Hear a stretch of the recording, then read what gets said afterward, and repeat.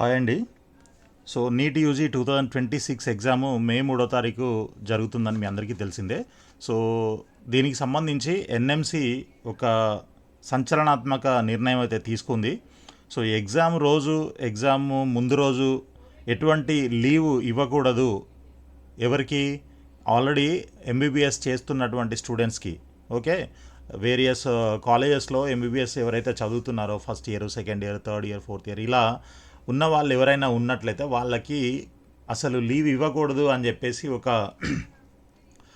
Notice కూడా ఇవ్వడం జరిగింది. సో దానికి సంబంధించి ఈ నోటీస్ ఇక్కడ మనం స్క్రీన్ పైన చూస్తున్నాము. సో ఇది పబ్లిక్ నోటీస్ అనమాట. మనకి ఎప్పుడు 23వ తారీఖు అంటే నిన్న ఆ, ఆ, వచ్చిందనమాట. So compliance of instructions of department of higher education, ministry of education అనమాట.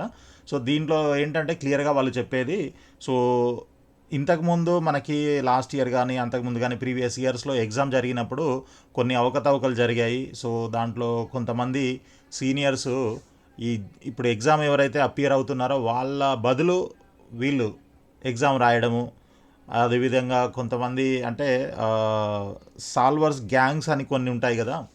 లైక్ ఫర్ ఎగ్జాంపుల్ ఏంటంటే కొంతమంది ఈ పేపరు ఏదో విధంగా లీక్ చేసి తీసుకొని వచ్చి ఆ పేపర్ తీసుకొని వచ్చి కొంతమందిని అంటే మనం ఇదన్నీ ఈ స్టోరీస్ అన్నీ లాస్ట్ ఇయర్ మనము విన్నవే.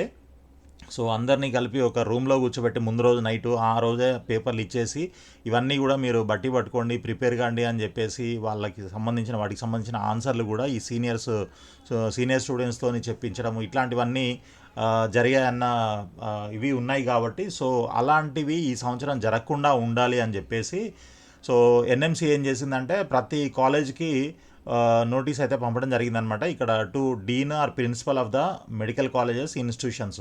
సో దేశంలో ఉన్నటువంటి అన్ని కాలేజీలకి ఈ నోటీస్ అయితే వెళ్ళింది. సో వాళ్ళు ఏమంటున్నారంటే మెయిన్గా స్టూడెంట్స్ ఇప్పుడు ఆల్రెడీ ఎవరైతే వాళ్ళ కాలేజీలో చదువుతున్నటువంటి స్టూడెంట్స్ ఉన్నారో వాళ్ళకి మే 2వ తారీఖు అండ్ 3వ తారీఖు మీరు ఎట్టి పరిస్థితులలో లీవ్ శాంక్షన్ చేయకండి. వాళ్ళు ఏదో ఊరికి వెళ్ళాలి, కడుపు నొప్పి ఉంది, పెళ్ళి ఉంది, ఫంక్షన్ ఉంది, ఇంకోటి చనిపోయారు, ఇట్లాంటివి రీజన్స్ చెప్పి మీ దగ్గర లీవ్ తీసుకొని వెళ్తారు. సో ఆ లీవ్ తీసుకొని వెళ్ళి వాళ్ళు ఇలాంటి ఇల్లీగల్ యాక్టివిటీస్లో పార్టిసిపేట్ చేస్తున్నారు. కాబట్టి మీరు ఎట్టి పరిస్థితులలో వాళ్ళకి 2వ తారీఖు కానీ 3వ తారీఖు కానీ ఎట్టి పరిస్థితులలో లీవ్ శాంక్షన్ చేయకండి అని చెప్పేసి ఈ మెడికల్ కాలేజెస్కి ఈ నోటీస్ అయితే ఇవ్వడం జరిగింది. సో దానికి సంబంధించే ఒక లెటర్ కూడా అంటే మనకి సెక్రటరీ వినీత్ జోషి ఐఏఎస్ గారు ఎవరికి రాస్తున్నారంటే ఈ లెటరు శ్రీమతి పుణ్య సలీలా శ్రీవాస్తవ గారికి, సెక్రటరీ ఎవరంటే ministry of health and family welfare, government of India వీరికి రాశారు. అక్కడ నుంచి తర్వాత వీరికి అంటే ఈ ఇన్స్టిట్యూషన్స్కి కూడా వచ్చిందనమాట. ఎక్కడి నుంచి మళ్ళీ సెక్రటరీ నేషనల్ మెడికల్ కౌన్సిల్ వారు ఈ మెడికల్ కాలేజ్ ప్రిన్సిపల్స్కి అండ్ డీన్స్కి ఇవ్వడం జరిగిందనమాట ఈ నోటీసు.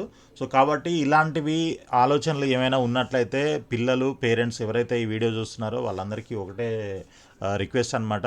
సో మీరు ఇన్ని సంవత్సరాలు కష్టపడ్డారు కాబట్టి మీ యొక్క ఆ శ్రమ వృధా కాకుండా ఉండాలి అని అంటే, మీ భవిష్యత్తు బాగుండాలి, మీ కెరియర్ బాగుండాలి అని అంటే తప్పకుండా మీరు ఇటువంటి యాక్టివిటీస్లో ఎట్టి పరిస్థితులలో పార్టిసిపేట్ చేయకండి.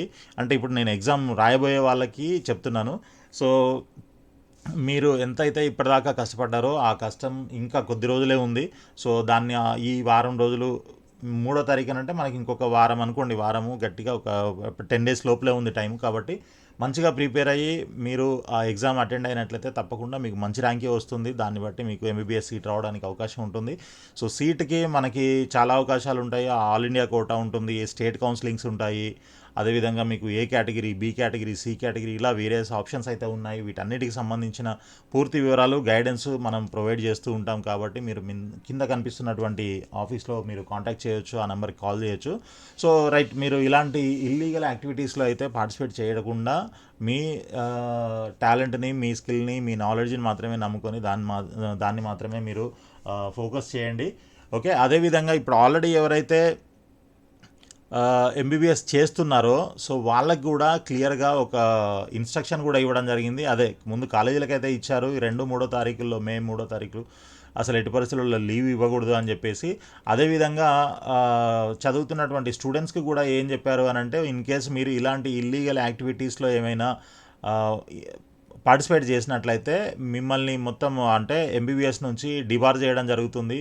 సో మీరు ఇంకా ఎంబీబీఎస్ చేయకుండా అయిపోతారు కాబట్టి మీరు అలాంటి వాటిల్లో ఇన్వాల్వ్ అవ్వకండి అని చెప్పేసి కూడా క్లియర్గా మెన్షన్ చేయడం జరిగింది. సో ఇదే విషయాన్ని ఈ కాలేజ్ ప్రిన్సిపల్స్ లేదా ఇన్స్టిట్యూషన్ డీన్స్ ఎవరైతే ఉంటారో వాళ్ళందరూ కూడా ఆ స్టూడెంట్స్కి, వాళ్ళ ఇన్స్టిట్యూషన్లో చదువుతున్నటువంటి స్టూడెంట్స్కి కంపల్సరీ ఎడ్యుకేట్ చేసి అవేర్నెస్ కలిగించండి, అలాంటి వాటిల్లో ఇన్వాల్వ్ కావద్దని మీరు కూడా చెప్పండి అని చెప్పేసి కూడా దీంట్లో మెన్షన్ చేయడం జరిగిందనమాట. సో చదువుతున్న వాళ్ళు అండ్ ఎగ్జామ్ రాయబోయే వాళ్ళు ఎవ్వరు కూడా ఇలాంటి ఇల్లీగల్ యాక్టివిటీస్లో దయచేసి పార్టిసిపేట్ అయితే చేయకండి. సో ఆల్ ది బెస్ట్ అండి. Thank you so much.